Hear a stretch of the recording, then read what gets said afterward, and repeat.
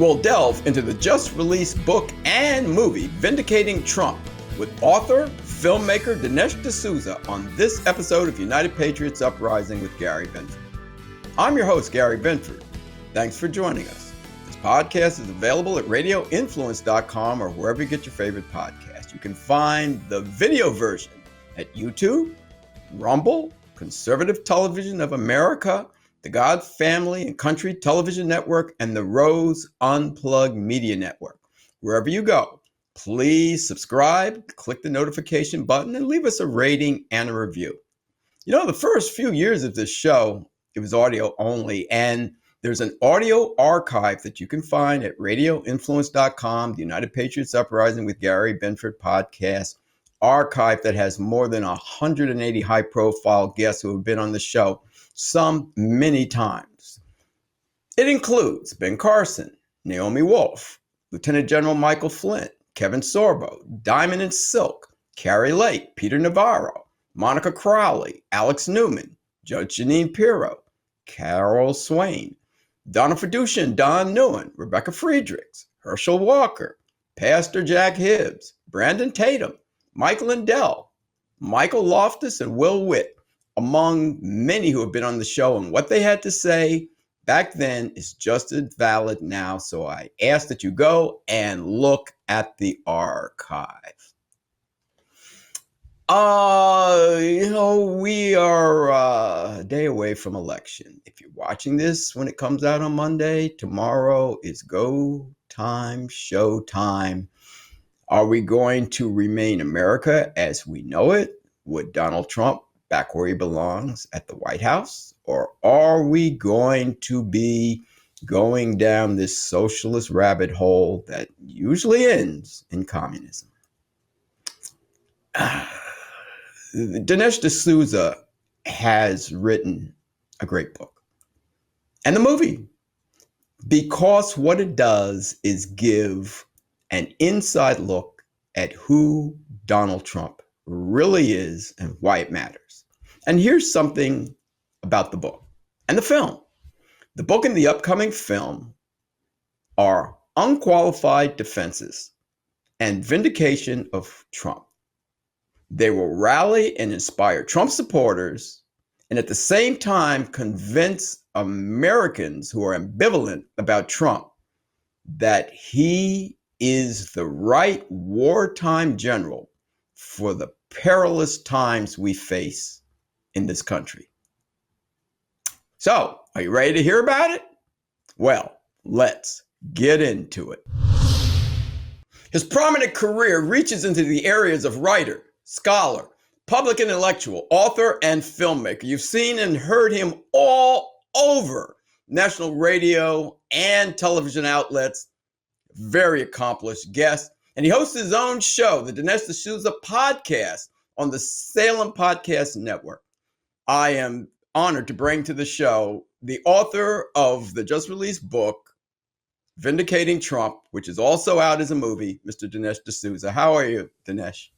I'm doing well, thank you. It's, very close to the finish line.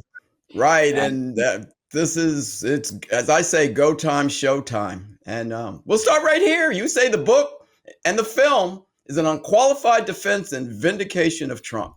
I don't understand why he needs one, but I'm not stupid. I'm not dumb. I do the show because I see what's going on. So what is the problem? Why does Trump need a defense and a vindication? Well, first of all, the election is very close. That alone raises an interesting question. Why is that the case? You've got a very strong candidate in Trump. You've got a terrible candidate on the other side.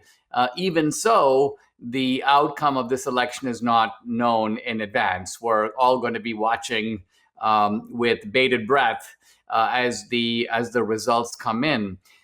There is a faction of Republicans that have anxiety about Trump. And I've heard these people through the years.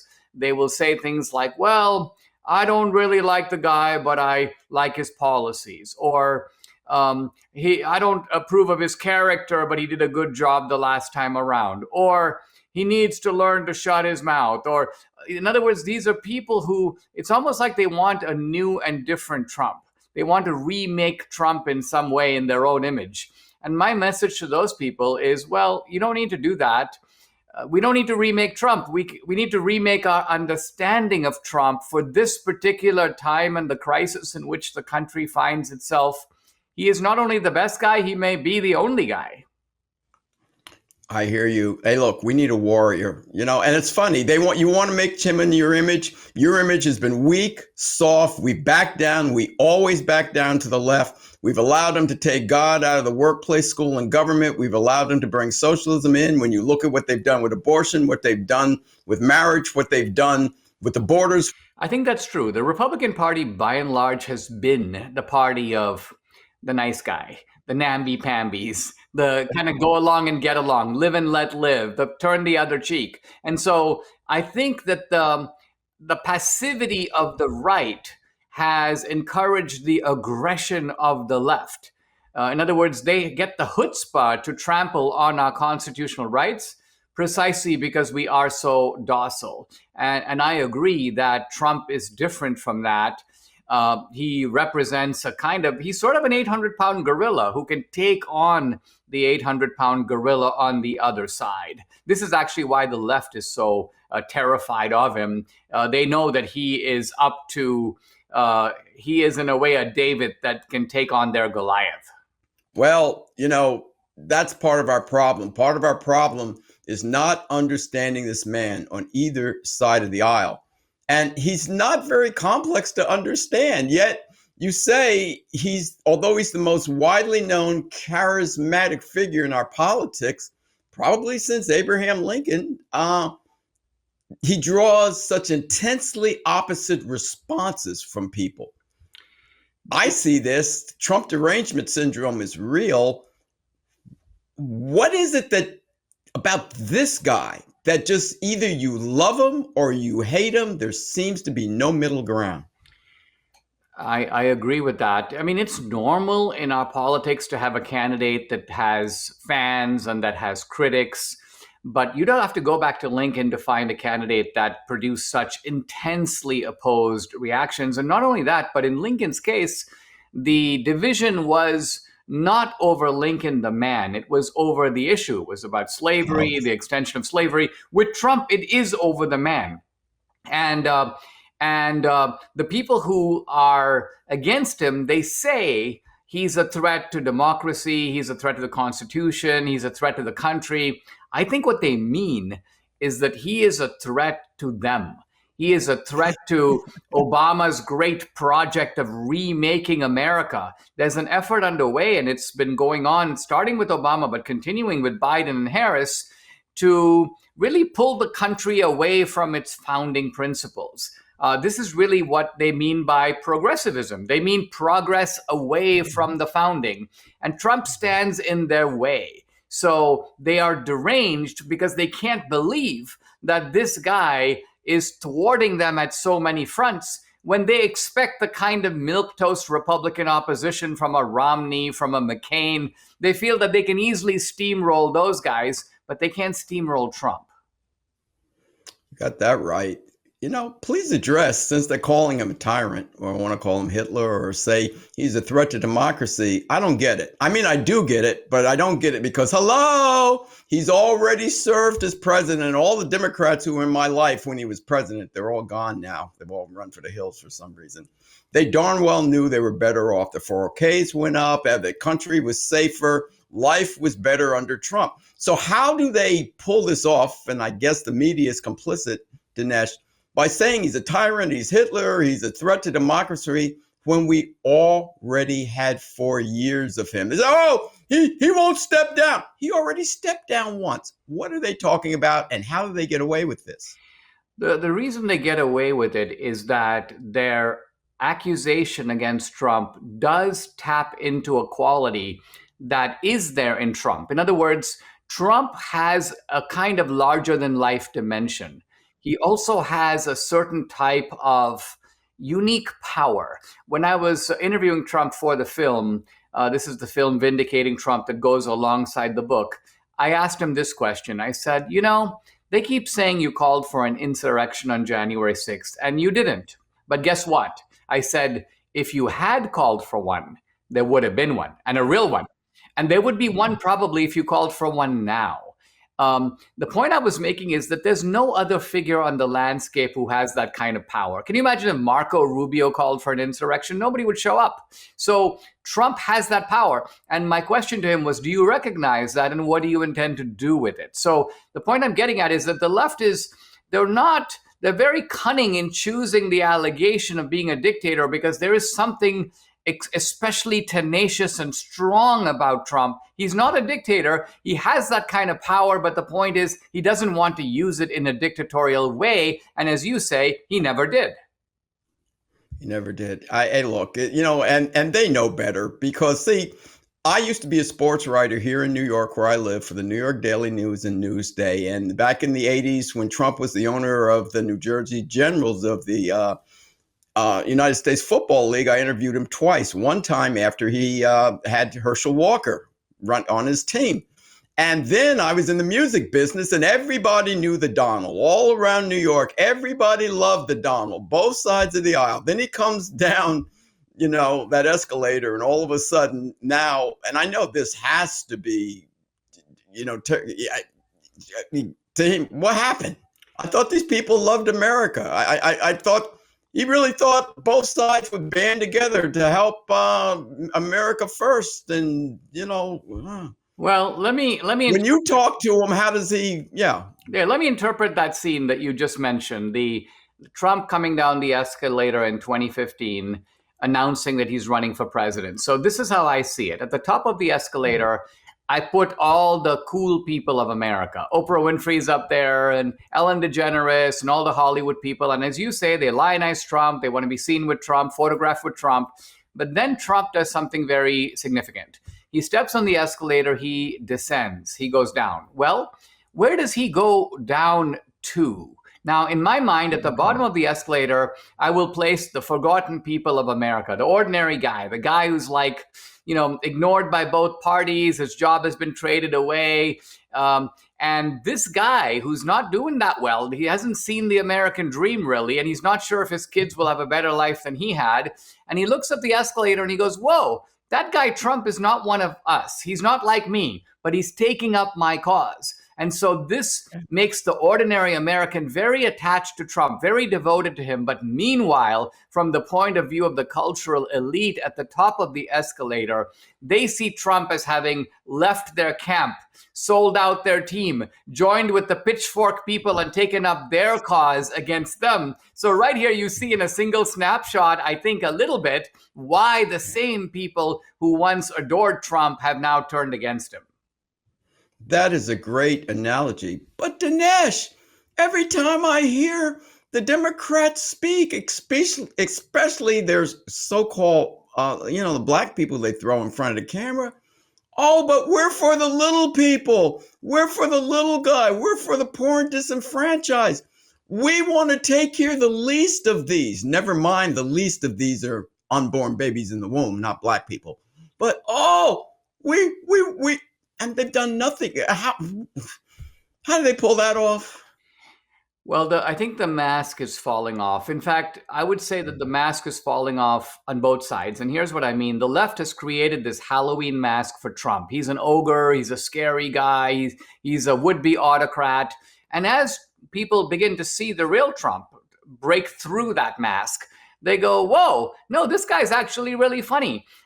He didn't say he wants to be a dictator. He's doing a stand-up comedy routine in one of his rallies. So the Trump mask is falling off, the ogre mask. And similarly, they had created this mask for Kamala Harris, which is that you got the new and improved Kamala Harris. She's the new Cinderella. She's going to turn the page. She's actually brilliant behind the scenes. And that mask is falling off because people are beginning to see Kamala Harris and they realize this woman can't, hold a thought in her head. If you ask her a simple question, she gives you that deer in the headlights look. And she's, in a way, a ventriloquist dummy for a regime that cares far more about power than it does about ordinary people. So I think that the secret is getting out. And this is really what the Democrats have to worry about. I hear you. Now, the book is called Vindicating Trump, Please tell the listening audience why you wrote it and when they get it, what they will learn from it. Well, the theme of the book is it builds the argument for Trump, and it does so by looking at a prophecy that was made a long time ago by, of all people, Abraham Lincoln. Lincoln said that one day America will face a threat of tyranny. But he said that threat will be not just coming from lawlessness on the street, but there will be a powerful regime. Lincoln said it could be a Caesar, it could be a Napoleon, that would manipulate this lawlessness and subvert our constitutional republic. So the question I ask in the book is, yes, the threat of tyranny is real, but is it coming from Trump and the Republicans, or is it coming from the left and from the Democrats? Mm-hmm. And I lay out the case showing that the real tyrants are the people who are trying to get Trump. Those are the people who are doing censorship, political targeting. They have political prisoners. They try to lock up the leader of the opposition party. So all these hallmarks of tyrannical regimes, you are seeing those things in this country, but it's coming from the Democrats.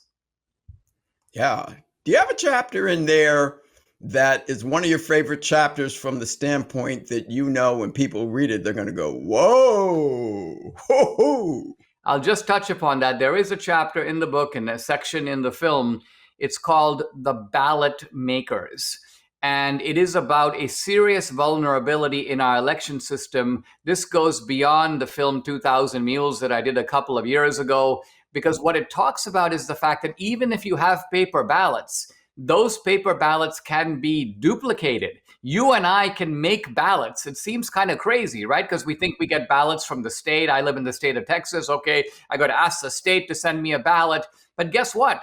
The states order their ballot paper from printing companies, and they give those printing companies the specifications. This is how we want the ballot stock. This is how thick the paper should be, and so on. And those printing companies sell that paper on the open market. You and I can buy ballot paper. And if we buy ballot paper, we can just get an absentee ballot, go down to the local UPS store or printing store and make 10,000 copies of it. This seems downright absurd, but it's true. And it just shows you that there's a lot of things that need to be fixed about our elections. Our ballots don't have the kind of security that our money does. You take a look at a $20 bill, it has a watermark, it has a bunch of identification numbers on it. A ballot merely has printed information and none of that. That's why ballots can be duplicated. Some scary stuff there. Now, tell us about the movie, how the movie became, and it's a documentary. Give us a little information about that. It's a documentary film with entertaining recreations and a powerful narrative. It tells you the story of Trump. It tells you the story of the people who are trying to get Trump. The centerpiece of the film is a very riveting one-on-one conversation with Trump. So if you want to see the film, go to vindicatingtrump.com. That's the website. You can see where you can stream it. You can buy DVDs. And then the book Vindicating Trump is available from Amazon, Barnes & Noble, wherever you can buy books. I hear you. You know, Dinesh, every time I have somebody that came to America from another country, I always ask this question. When you got here, what was your expectation? And can you believe, coming from India, that we're where we are? Could you have ever envisioned this moment where right now our democracy stands on this election? When I first came to America, I was stunned by the fact that this was a country where you could start out with little or nothing and you could make your way up the ladder. And I'm not just talking about material success. I'm also talking about being able to write the script of your own life, being able to, in a sense, achieve your own destiny. And that's the America that I've enjoyed. And that's the American dream that I've lived out. And it is a little eerie for me to see that America, Reagan's America, if you will, of the 1980s, continuing through the 90s, really doesn't exist anymore. And I'm concerned that if we get Kamala Harris, the country just goes into a period of free fall. And I don't know if we are going to be able to recover. I'm one of those people who's very reluctant to say it's the end of America. We're finished and so on. I won't go that far, but I will say that we're reaching a very precarious point. And I think if the founders were alive today, or if Reagan were alive today, he would look at America, and I'm not sure we would have that same optimism that we're so used to identifying with Reagan. That is a very, very scary thought. Please make a passionate plea to all patriotic Americans about what they must do between now and the election day. Um, a lot of people don't understand. We say we've said so many times that this is the most important election in our lifetime, and we're concerned about Bill Clinton and Obama's second term, and if Hillary Clinton got in, and if Biden got in, and we'll never survive. And people say, "Yeah, well, we always survive," but this one's a little different, wouldn't you say? So just make a passionate plea for what everybody can do, because it seems like this is it. Well, it's true that you can survive. It's a little bit like a patient who's bleeding out, and you're still alive. You're like, hey, it's been another hour. I'm still alive. Well, yes, but at a certain point, you have shed so much blood that you're not going to recover. You've gone over, in a sense, to the other side, and now they can actually rush you off to the hospital and so on. But it's too late to resuscitate you because you've crossed that line. And it's debatable what is that precise line for the country, but I would argue we're not that far away from it. And therefore, look, I mean, we get a chance as citizens to weigh in. We don't do it every day. We have elected representatives who make decisions on our behalf and for us, but every couple of years, and certainly every 4 years for the president, we get veto power. We get to have a say. So if you don't like the way things have been going in this country, it's your job now that it's election day to get out there and make a difference. Right. And the book, Vindicating Trump, and the movie is your way of saying we should not, and let me make sure, I don't want to put words in your mouth, we should not be running from Trump. Should we be embracing Trump? Yes, because even though Trump may not be the best candidate for the country at any time, he is most definitely the best guy for the country at this time. I hear you very much. Dinesh, thanks for coming on and joining us. Please tell people how they can reach you, how they can get the book and the movie, find your podcast, and anything else you'd like to promote. I do a daily podcast, the Dinesh D'Souza podcast. It's an audio and video. You can find it on Apple, Google, or Spotify. It's also on YouTube and Rumble. And the movie is Vindicating Trump. Vindicatingtrump.com is the website for the film. The book's available wherever you can buy books. Thank you. And it's an honor talking to you, sir. And I've admired you from afar for a long time. And I'm so happy to get an opportunity to talk to you because I really respect who you are and what you do. Keep up the good fight and don't let them grind you down. Thank you very much. There you have it, Mr. Dinesh D'Souza. I want to thank Dinesh D'Souza for coming on the show to talk about his book, Vindicating Trump, and also the movie by the same name.